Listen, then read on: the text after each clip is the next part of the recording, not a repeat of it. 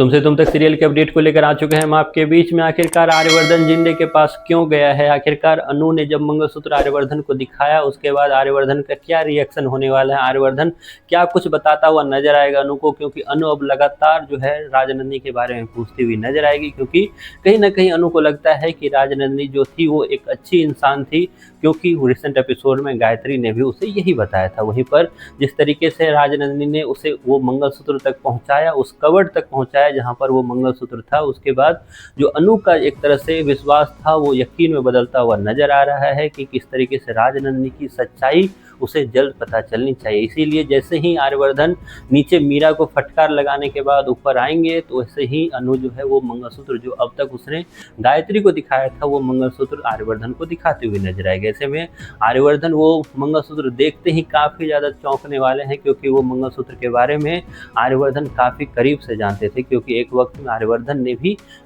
ने ही वो मंगलसूत्र जो है राजनंदिनी को गिफ्ट किया था। एक फ्लैशबैक में आपको फिर से उस मंगलसूत्र की कहानी दिखाई जाएगी और उसके जस्ट बाद जो है अनु सवाल पूछती हुई नजर आएगी आर्यवर्धन से, तो आर्यवर्धन भी सवाल पूछते हुए नजर आएंगे कि ये मंगलसूत्र तुम्हें मिला कहाँ से। वहीं पर अनु जो है ये बताती हुई नजर आएगी कि ये मंगलसूत्र तक मुझे लेकर जाने वाली कोई और नहीं राजनंदिनी है। इसके बाद आर्यवर्धन को फिर विश्वास नहीं होगा, लेकिन इस बार जो अनु फिर से अपने अष्टमी के उस सपने के बारे में बताएगी कि अब तक जो सपना मुझे दिखाई देता था, उस सपने में जो लड़की मुझे भागती हुई नजर आती थी या लड़की का चेहरा जो मुझे नजर आता था, अब तक मैंने पिछले सपने में देखा था। आपको याद है कि किस तरीके से मंदिर के वक्त मैंने उस सपने में आपको देखा था उस लड़की के साइड में, और अब आप ही जो है उस लड़की का नाम लेकर आपको बुला रहे हैं एक तरह से। और जब आर्यवर्धन पूछेगा किस नाम से बुलाया मैंने, तो उसके बाद अनु बोलती हुई नजर आएगी राजनंदिनी, और राजनंदिनी का नाम जैसे ही अनु बोलती हुई नजर आएगी वैसे ही आर्यवर्धन जो है काफ़ी ज़्यादा चौंकने वाला है कि ये सारी चीज़ें जो कभी मेरे और राजनंदिनी के दरमियान रहा है वो सब कुछ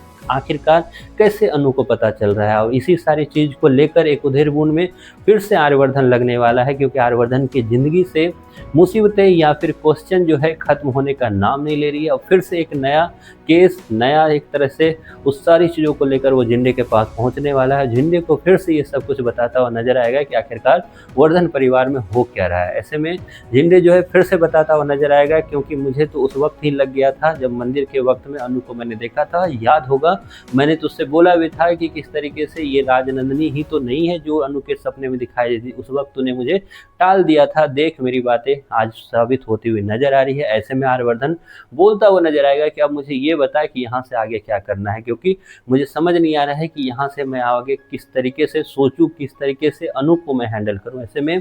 जिंदे जो एक तरीका बताते हुए नजर आएंगे, और आई होप कि फाइनली वो तरीका इस बार साबित हो जाए। वो तरीका कुछ और नहीं, वो हनीमून है। जी हाँ, हनीमून ही फिर से वो तरीका होने वाला है जिसमें आर्यवर्धन को सजेशन दिया जाएगा कि अगर अनु को तुझे रिलैक्स करना है, अनु को इन सब चीज़ों से तुझे हटाना है, तो तुझे उसे किसी ऐसे जगह ले जाना होगा जहाँ पे वर्धन परिवार के सदस्य, ये सब लोग का कोई दखलंदाजी ना हो, जिसमें वहाँ तुम अनु से एक तरह से अकेले मिलो और अनु के मन में जितनी भी सवाल इस सारी चीज़ों को लेकर है अनु उसे भूलते हुए नजर आएगी। तो आई होप मेकर्स अब उस ट्रैक पर चल पड़े हैं कि फाइनली आपको हनीमून का ट्रैक दिखाने वाले मेकर्स। आखिरकार किस तरीके से होगा उस पर बात करेंगे नेक्स्ट वीडियो में। फिलहाल आपको कैसा लग रहा है ये